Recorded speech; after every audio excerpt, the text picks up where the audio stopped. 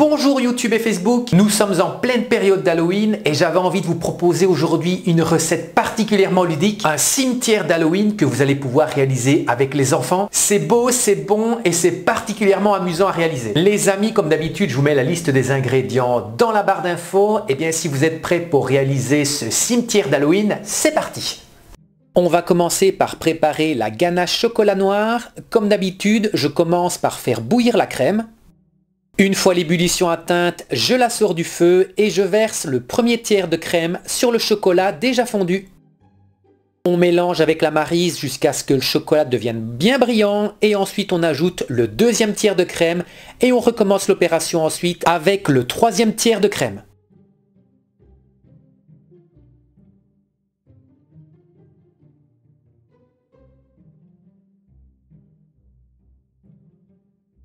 La ganache est lisse et bien brillante, c'est parfait, il ne reste plus qu'à y incorporer le beurre.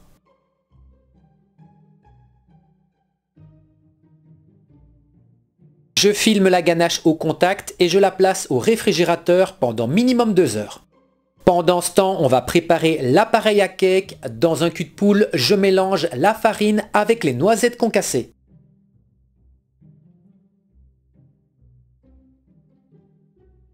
Je fais fondre le chocolat noir avec le beurre. Vous pouvez évidemment le faire fondre au micro-ondes, il n'y a pas de problème.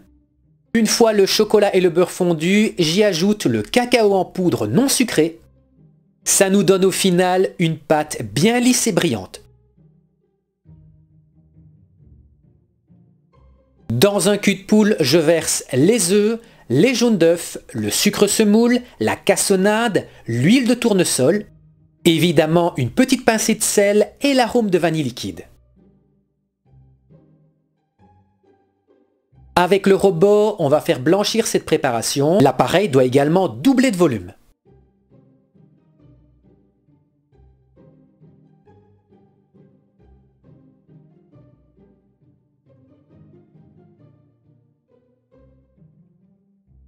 Quand c'est prêt, j'y incorpore les poudres.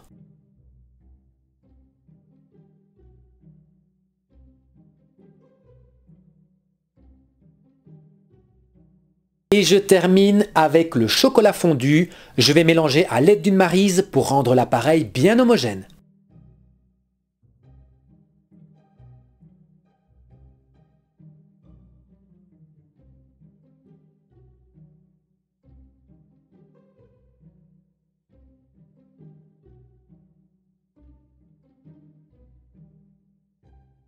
Mon appareil à gâteau est prêt, je viens le verser dans un moule rectangulaire de 20 cm sur 18.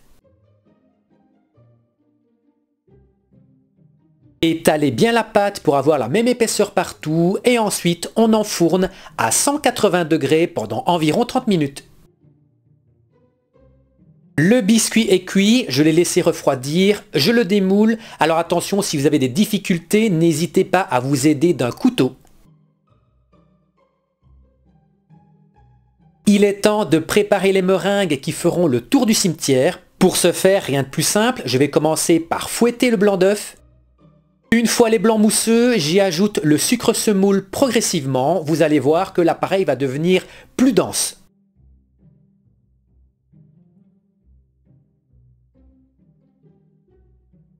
Pour plus de réalisme et ressembler à du bois, j'y incorpore du café en poudre, ça va donner une couleur brunâtre. Si vous n'aimez pas le café, vous pouvez également y mettre du colorant brun.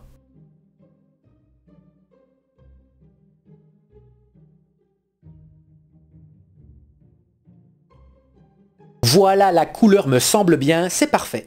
Avec le restant de meringue, je viens réaliser des boudins d'environ 1 cm de diamètre.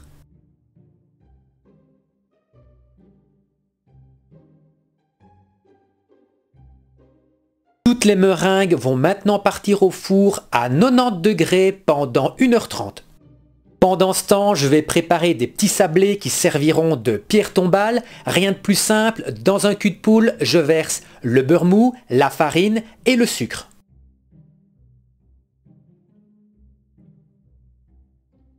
J'étale la pâte sur 4 mm d'épaisseur et je la place au réfrigérateur pour la faire durcir.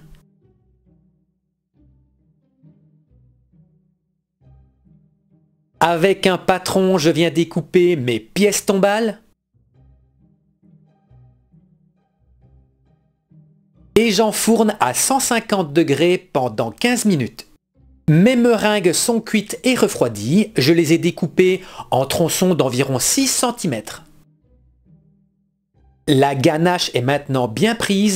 Je vais la fouetter comme pour réaliser une chantilly. Alors attention, la ganache montée, elle monte très vite, donc faites très attention.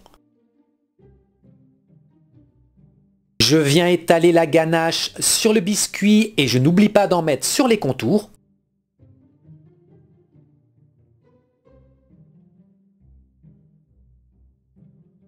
Je dispose ensuite mes tronçons de bois sur tout le contour de mon cimetière.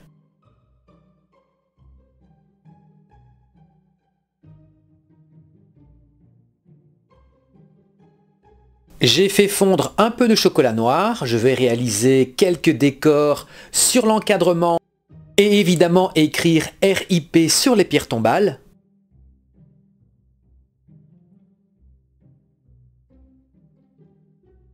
Je plante les pierres tombales sur le terrain. J'ai mixé le restant de pâte sablée et je vais venir le déposer devant les pierres tombales. Ça donnera l'impression que la terre a été fraîchement remuée. Notre cimetière d'Halloween est terminé. Je n'oserais pas m'y aventurer le soir, mais par contre, il me tarde de le déguster. Et bien voilà les amis, une recette d'Halloween terrifiante et gourmande à la fois. N'hésitez pas à me dire en commentaire si vous aimez et à lâcher votre meilleur pouce bleu. En attendant, je vous fixe rendez-vous la semaine prochaine pour une nouvelle recette en vidéo. D'ici là, portez-vous bien et à la semaine prochaine.